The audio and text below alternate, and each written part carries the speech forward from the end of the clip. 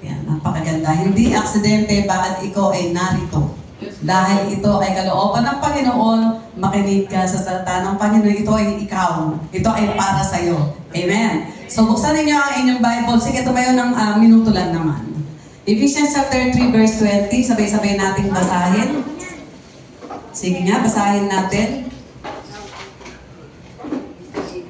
Ephesians chapter 3 verse 20. Sige, sabay-sabay. Now to Him who is able to do immeasurably more than all we ask or imagine, according to His power that is worked within us.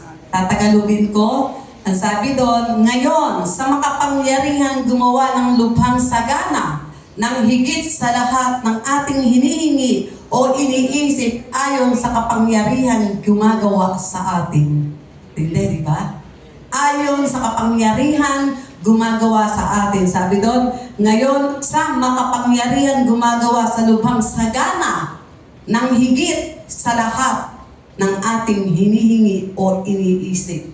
Amen? So, let's pray. Father God, salamat Panginoon sa buhay na iyong mga anak at patuloy Ama, let your Holy Spirit, O Lord, continue, Lord, to move in this very morning and surround this place, O Lord, with your angels, so Father God. Father God, once again, thank you for your love, faithful, and your kindness, O Lord. To you, O Lord, glory. In Jesus' name, we pray. Amen. Sige, makakaupo na kayo. Ayan, 3:20. Yes, 3:20. Ayan, so dito ay, ang title natin ay ating pinagbatang Beyond Your Boldest Dream.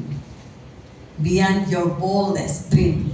So, ano ba yung, sige, amen, amen. Talagang, talagang naroon atin, ang makikita natin dito, ang kapangyarihan ng Panginoon ay walang limitasyon. Tayo ay may limit, pero ang kapangyarihan ni Lord wala. Amen? So, beyond your boldest dreams. Saan ba yung boldest na sinabi? Boldest is the superlative form, bold or meaning the highest quality. The highest quality or degree, courageous, daring, fearless, or visually striking. Yung iyong pangarap, ano ba yun? Ano ba yung vision mo sa Panginoon na dapat ay iyong makuha? Na dapat ay malakaran natin at makamtan natin. Ang, sabi nga sa pasalita naman, people perish without vision, that vision perish without people. Amen? Nape-perish ang vision kasi wala yung tao. At kung meron kang vision, isurrender that sa ating Panginoon. At when you have vision, walk according to the will of God. No, at yan ay mangyayari katulad ng buhay ni Joseph. Amen? Kinakailangan maging si Joseph kasi visionary. Mayabang nga lang si Joseph.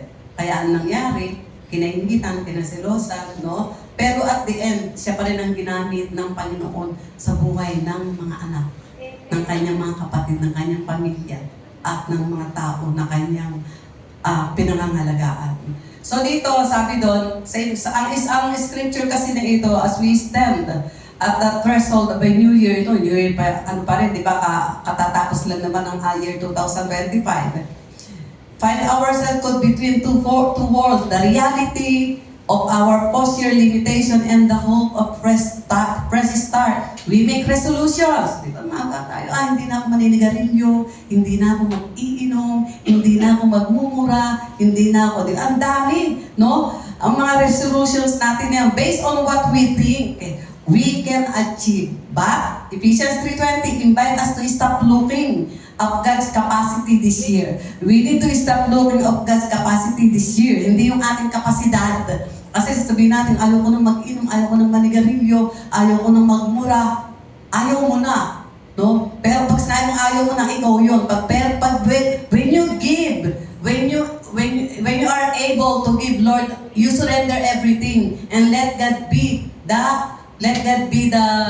driver of your life. Kaya nga sinabi sa Ephesians chapter 3 verse 20, to stop looking at our own resources and start looking of God's capacity this year.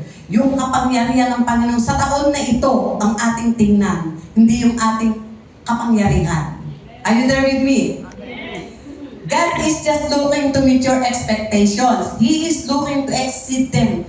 God is looking to exceed our capacity, no? Here are 3 points to carry into your journey through 2026. Ito yung journey natin na dapat nating paniwalaan. Hindi yung ating kapangyarihan, kundi kapangyarihan ng Panginoon na sumasa iyo. Kasi pagka sinabi mo ayaw ko, pag sinabi mo hindi mo kaya, ikaw na yun. Kasi sabi mo ayaw mo Nakuha ninyo yun. Pero pagka sinabi mo, Lord, hindi ko kaya. Pero kaya dahil ikaw ay nasa akin. Are you there with me? Meron kasing natatali. Huwag na tayong patali. Itong year 2025, break every chains. No? Give it to the Lord. God wants to use you. May plano ang Panginoon. You are anointed. You are soul winner. You are evangelist. You are teacher. Huwag mong ilagay ang iyong sarili sa kahon. Let there be mag-explore ka. Binigyan ka ng Panginoon ng mga talent, binigyan ka, pag-gamit mo, marami kang makikita na nagiging sagabal. Pwede mong sagabal ang iyong kaibigan, ang pastor sa iyong harapan, ang pastor na iyong akala mo ay pwede mong maging modelo or ano. No? Kung ikaw ay titingin sa iyong palibot, tandaan mo, hindi ka makakarating sa iyong patutunguhan. Hindi mo makakamit ang nais ipagawa sa iyo ng Panginoon. But if you put God first, at sasabihin mo katulad ni Pa, I'm not here to please you, but to please God. If you are pleasing people, wala talagang mangyayari sa buhay mo. But if you please God, Lord, God is able But are you able, are you willing to surrender your life to the Lord? Mayaman ka na. Nasa iyo na siguro ang lahat. But ang nais ng Panginoon, ikaw yung buhay mo. Kasi soul winner ka baga, evangelist ka baga, teacher ka baga. Don't waste the time. Alam niyo sa akin, time is gold. Gusto ko minsan umiyak, no? Katulad kahapon, nakita ko yung, ilan yun? Yung aming every Saturday, 10 yung baguhan, no? Sabi na kay anak ko, Wilson, punta ka ba rito? Mami, hindi. Sa worldwide daw ako, sabi ko yan. So, natuwa ako. Yung isa kong nakasama yung kasi, for me kasi, time is gold. At talagang kinukuha ko yung time, sasabihin ko, sir, can I go down? No, minsan ay babalutin ko pa yung aking para lang madagpanan ko yung at ako'y naiiyak kasi there's a lot of soul, ang daming kaluluwa doon. Meron yung babae, kita na yung dito, na merong alak sa kanyang harapan.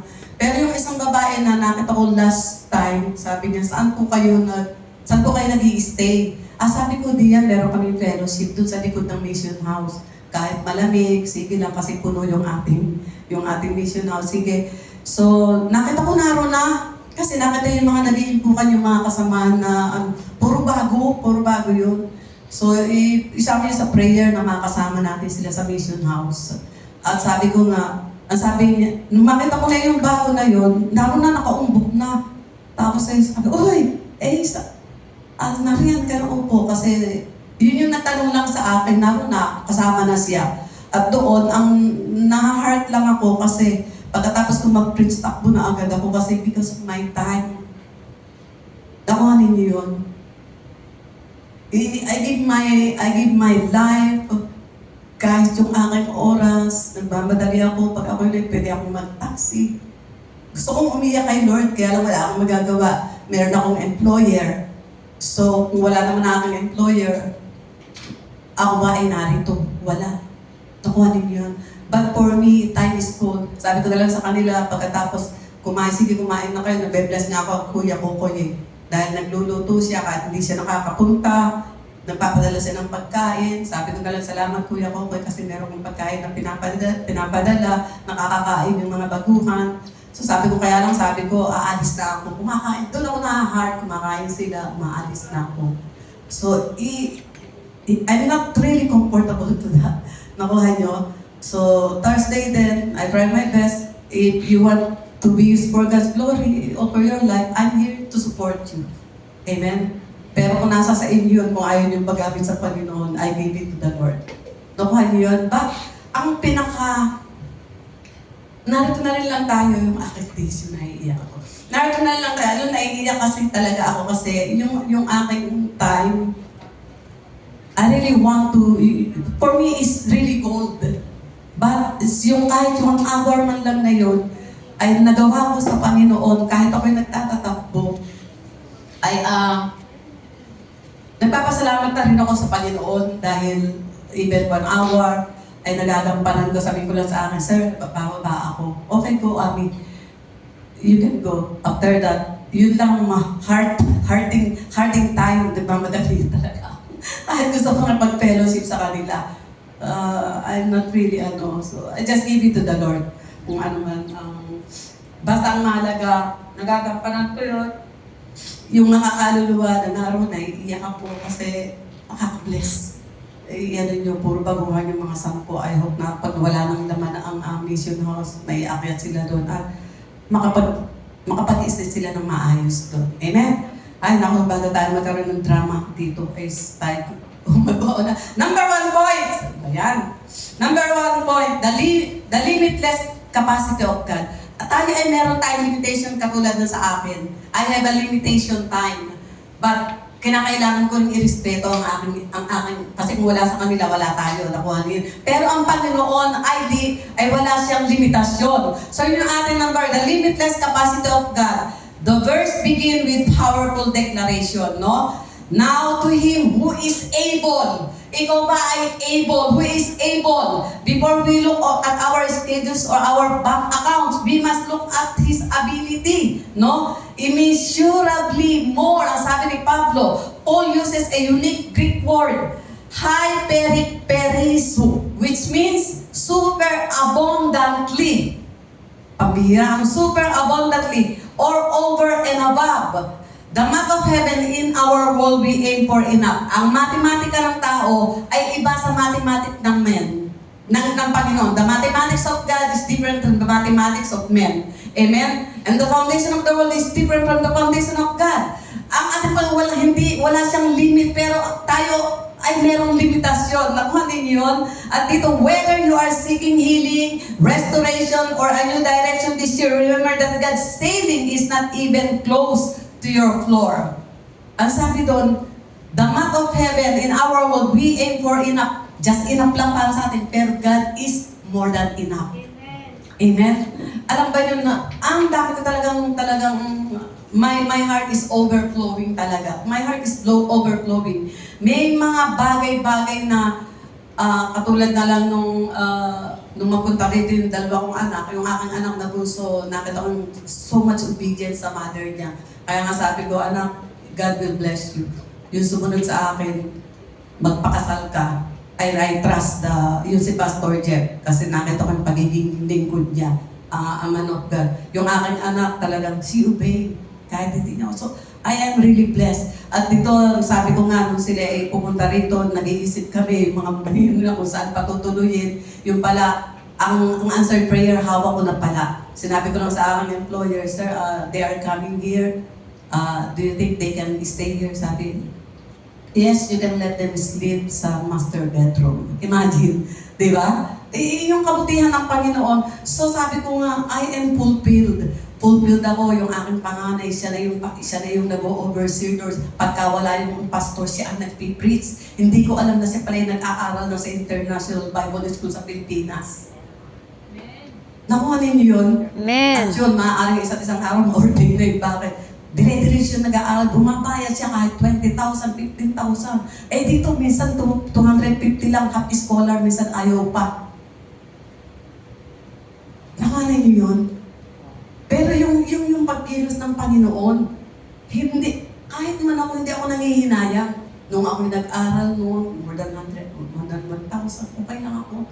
Hindi ko iniisip yung pera na aking ibibigay mo, hindi. Ang mahalaga, I support the ministry of God and I'm learning for something. At yun din yung kalooban ng kasi people perish without knowledge. Napipera sa ang tao. Sabi nga sa Hosea, people perish because of lack of knowledge. Are you there with me? Meron namang matalino na. Kaya lang nasa ulo, wala sa puso. Meron head knowledge naman. Kaya tayo rito, walk according to the will of God. Si Pablo, di ba? Kayo, ang mga lingkudan ng Panginoon, yung mga narap, kaya it's not accident why you are here. You are chosen by God. Before the foundation of the world, God chose you. Sinus yun na kayo eh. Don't be stagnant. Ang dami mong talent, ang dami mong gift. Kaya yung number 1, ang sabi doon, the limitless capacity of God, sabi nga doon in Ephesians 3:20 na rin, no, is a powerful biblical passage. God is, punong-puno ka na ng knowledge, punong-puno ka na ng talent ng Panginoon. He is able. Ang tanong, are you able? Are you able to offer your life to the Lord? If you are able, palakpakan natin ang Panginoon. And not just ang ating bibig. Amen? Sayang. Patuloy na sabi ko sa iyo, kahit yung time ko, minsan nagkakandaan, sige lang ako, weekdays, is ako, hindi para sa aking sarili. Para kay Lord at sa tao na mapangalagaan ang kanilang spiritual life. And if you are free, you can go there. If not, bahala na sa iyo si Lord. Amen? So God is limitless. Yung kanyang kapangyarihan ay walang limitasyon. God is more than enough. And He is, sabi nga, He is the God who supply all our. He is the God omnipotent, omniscient, omnipresent. Saan ka man naroroon, kita ka ng pang heavenly earth is His throne and the earth is His footstool. At alam ba na kayo maa-amaze? Bakit? Narito tayo, pero makita nyo ang ginagawa ng Panginoon sa ating pamilya. Hindi maikli ang kamay ng ating Panginoon para abutin ang pamilya mo. Kaya nga sinabi sa Book of Acts, sabi doon, isa man ang manalig at manampalataya sa Panginoon sa Kristo, ikaw at ang iyong buong sambahayan ay maliligtas. No matter what happened, you are secure. There's a lot of testing, trials, persecution na namarana, it's just normal. At tulad ng lagi kong sinasabi, yung mga testing, trial, problema, ano lang yan ingredients siya ng buhay. Ingredient, kung wala yung mga yan, kung walang sahog, yung mga pinakbit, ano bang luto yan, abusado, ano ba yan? Ang mga luto yan, minuto, no? Kung wala yung mga ingredient, hindi masarap. Kung wala ang mga problemang mararanasan, you are not growing your spiritual life. Hindi ka magiging matatag. Pero pasalamatan natin ang lahat ng bagay, you just need to go on and step by step of faith at tuntungan mo ang mga problema yun para maabot mo ang nais ipaabot ng ating Panginoon. Don't look sa inyong palibot. Pwede mong tingnan yung tao na iyong inaakala na mag-live up ng iyong spiritual life. Pero kung yan ay magdadam, just forget about it. Look unto Jesus, the author and the finisher of our faith. Amen? Palakpakan natin ang Panginoon. Number 2, the boundaries or limit of our imagination. Ano yung number 1? God limitless capacity. Number 2, the boundaries or limit of our imagination. Ang sabi ni Pablo highlights 2 human channels. What we ask and what we imagine. What we ask and what we imagine. No?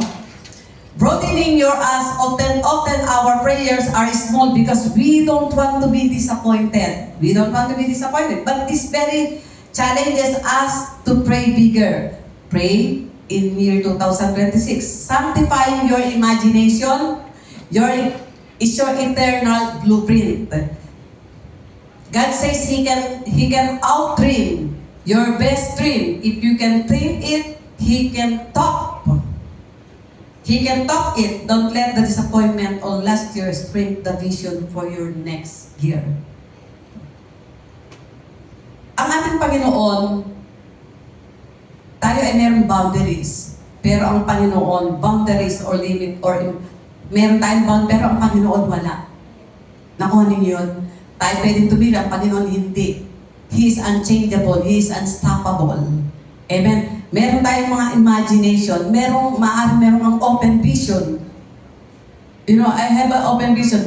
Before mangyari yung Twin Towers, pinakita sa akin ng Panginoon. Hindi lang ako yung sasabihin, minsan sa isang tao o 2 tao ko lang nasasabi yun. Pinakita yun bago yung gumuho. Ang sabi ko lang noon, ay ko, sir, meron ako nakikita 2 building na nasusunog na gumuguho. After 2 weeks, yung Twin Towers sa Amerika. So, meron ditong mga gifted. You are gifted. You have open vision. Kung meron kang nakita na ipinakita ng Panginoon, ipanalangin mo kung iyon ay masama. Pero kung hindi masama at nais ng Panginoon, lakaran mo iyon, yung vision na mangyayari sa iyong buhay, mangyayari yun if you are walking according to the will of God. Amen? Offer your life to the Lord. Offer your life. God is really willing.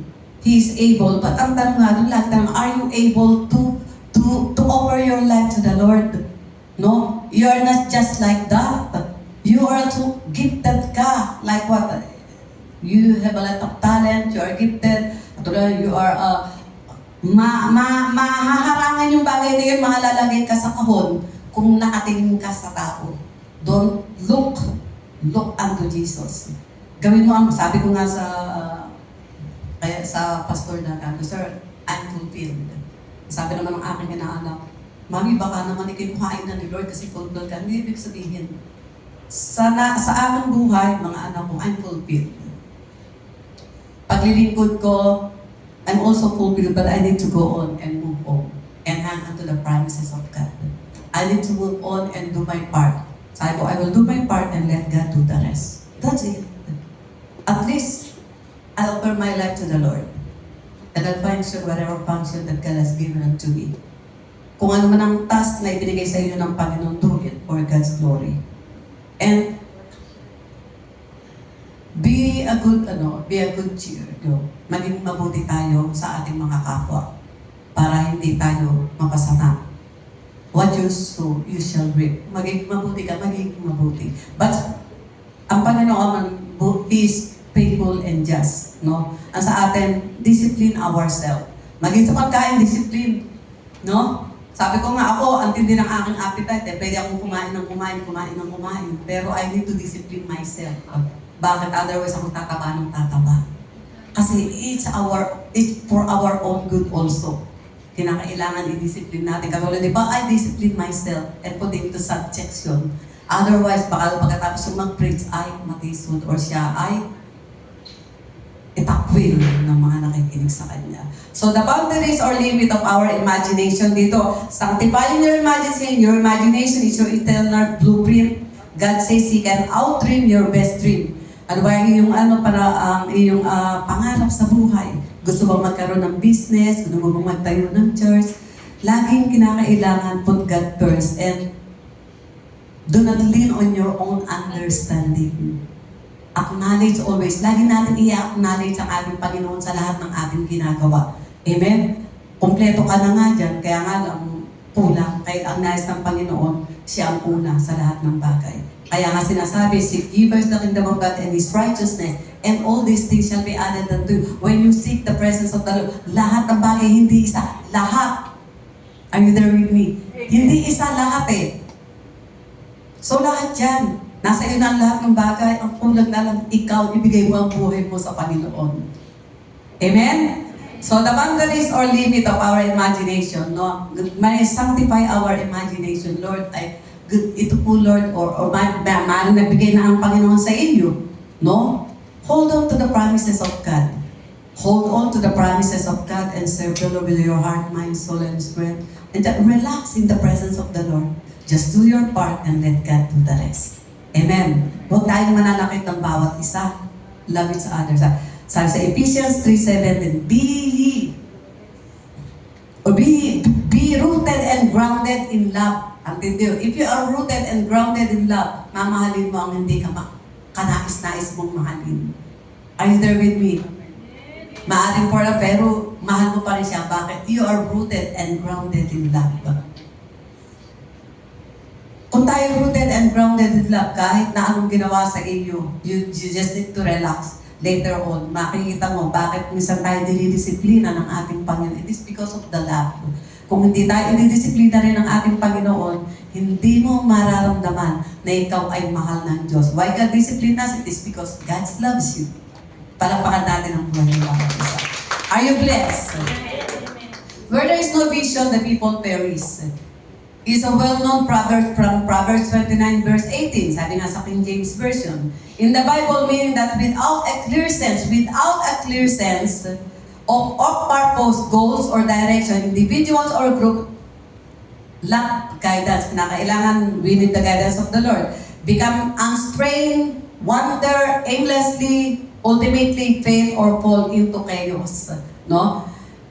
It highlights the need for leadership plans, revelation, for progress. Otherwise, people become vulnerable or expose the possibility of being attacked or harmed, either physically or emotionally. Pagka tayo ay iba ang wala tayong guidance ng Panginoon, at pwede tayong ma-heart. May mga chaos na darating sa ating buhay. Naroon yung magwawander ka, wala kang aimless, wala kang goal. Pero pagka tayo ay let the guidance of the Lord, makikita mo, no matter what happen, you're going to love your neighbor, you're going to do your part, at gagawin mo yun na sa paggawa sa iyo ng Panginoon.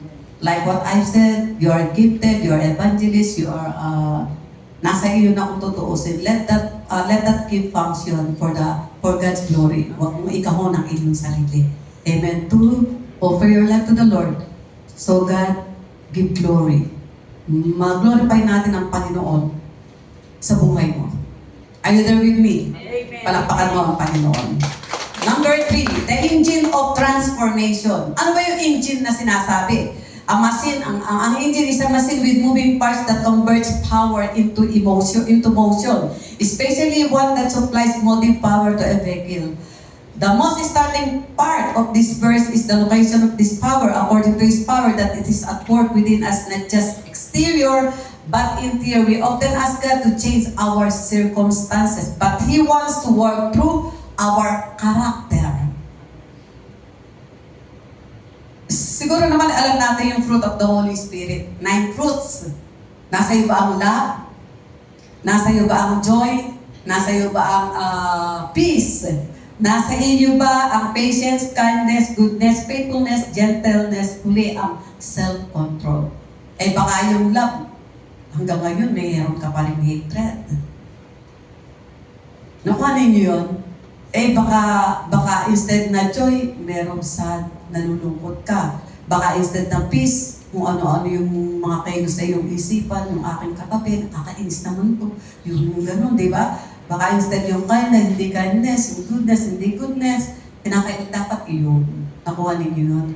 Para tayo ay lumago sa spiritual life natin, lumago tayo sa lahat na health sa ating katawan. Number 1 na yung spiritual. Pagka nga ano spiritual sa Panginoon ay very good. Good, no? Ganon din ang ating physical. Out of the abundance of the heart, the mouth speaketh. Kung ano nasa iyong puso, yun lumalabas sa iyong bibig. Kaya dapat ang lumalabas sa ating puso ay magaganda lang. Para, nagmamanifest yun eh. It will manifest. Yahweh, di ba? It will manifest. Let the 9 fruits of the Holy Spirit manifest sa ating buhay. Kasi pagka nagmamanifest yun eh, makikita yun sa panlabas na appearance mo. Amen? Amen. So yun ay number 3, the engine of transformation. No? The Holy Spirit is as the catalyst, the power mentioned. There is the same power that raised Christ from the dead. It is already residing in you. The power, no? Sino ba yun? Sino ba nag-reside sa ating? Banal na Espiritu? Si Jesus Christ. Kasi when natanggapin mo ang Panginoon Yeso Kristo sa iyong buhay, ikaw ay nagkaroon na ng, bagong buhay. Amen. Amen. Nagkaroon ka na ng iyong tanggapin, eternal life. Amen. Ang sabi dito, it is already residing in you this year. The immeasurably more isn't just about what God does for you, but what He does through you as you surrender of His Spirit, not to surrender in your own self. Kinakailangan we surrender our life to the work of the Holy Spirit. 9 fruits of the Holy Spirit, let there be manifest. Let there be manifestation. The verse, Romans 12:2, be ye transformed by the renewing of your mind. Testament passage urging believers to stop conforming to worldly pattern and instead changing eternally by letting God transform their thinking so they can discern and live out His good, pleasing, and perfect will. It is called to move beyond outward behavior to deep mental or spiritual renovation through God's Word, allowing a deeper understanding and experience of His purpose for their lives. Ang sabi doon, be transformed by the renewing of your mind. Ang ating number 3, the engine of transformation. Magkakaroon tayo ng transformation, mababagong ating buhay if we surrender our life to the control of the Holy Spirit. Kasi nang tanggapin natin ang ating Panginoon Jesucristo, sabi nga doon sa Corinthians, Nang tanggapin mo ang Panginoon Jesucristo, ikaw ay bago ng nilalang. Wala na ang dati mong pagkatao. Ikaw ay bago na. It means yung mga masasama nating ugali, tinatanggal. Hindi naman ngayon na. Kasi tayo nga, di ba, nakatanyan yung mga sarili, hindi pa rin. Wala namang perfect kundi ang ating Panginoon. Pero, binabago tayo ng Diyos araw-araw as we continue to commit our life to the Lord. Amen. May mga mali pa rin tayo. May mga bagay na minsan din nadudulas ka, something na ano. But if you surrender, if you give, or if you offer your life to the Lord, God is in control, then there will be manifestation. There will be manifestation of the Holy Spirit sa iyo, within you, because you are giving your life to be the control, to be the driver, the Holy Spirit to be the driver of your life, not you yourself. If you are the one who will drive your life, there is no manifestation. Makikita mo yung worldly manifestation. Are you there with me? Yun. Di ba? Yun eh. The mathematics is different from the mathematics of God, and the foundation of the world is different from the foundation of God. Ang sabi ni Pablo, my wisdom is not comes from the wisdom that comes from enticing men, that comes from men. My wisdom comes from the Holy Ghost, the power of the Holy Ghost. Are you there with me? Kaya, when the ninth fruit of the manifestation manifests in your life, it will come out. Meron bigla naman na bago. Kasi yung dati nagpuputo ko, nagbumura siya, nawawala na.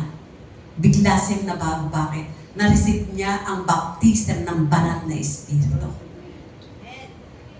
Amen? Amen. Sige, palakpakan niyo mga sarili niyo. Are you blessed? So, ano yung ating number 1? Number 1 ay the limitless capacity of God. Number 2 is the boundaries or limit of our imagination. And number 3 is the engine of transformation. Now, offer our life to the Lord, there will be transformation. Sayang, kung tayo ay narito, ay lagi tayo nakikinig, walang transformation. Be transformed by the renewing of our life. Surrender our life to the Lord, let God be the driver of our life para tayo magkaroon ng transformation, and let the fruits of the Holy Spirit be seen in our life. There will be manifestation. So, ang sabi doon, alam niyo si Elijah, mayroong 450 prophets of Baal to contest on Mount Carmel to prove who was the true God after Baal. Prophets failed to ignite their sacrifice. God answered Elijah. Bakit? Dahil si Elijah ay mayroong tunay na lingkod ng Diyos. Ang daming propeta, mga bulaang propeta. Pero yung kanilang Baal ng Diyos, bulaan, walang kapangyarihan. Pero si Elijah, ang kanyang Diyos ay buhay at iyon ang tunay na Diyos. Kaya ang mga lingkod ng Panginoon na mayroong mga tunay na paglilingkod ay rise up and praise God. Amen. Amen. Sige, palakpakan natin ang Panginoon. Sabi nga, there is an army rising up. And ikaw yun. Ikaw yun. Our conclusion as we step in this new year, don't just ask God for a better version of last year. Ask Him for the immeasurably more, exceedingly, abundantly beyond what you can imagine. Tumayo ang lahat. Hallelujah. Sige, palakpakan natin ang buhay ng bawat isa. Let me call the music team.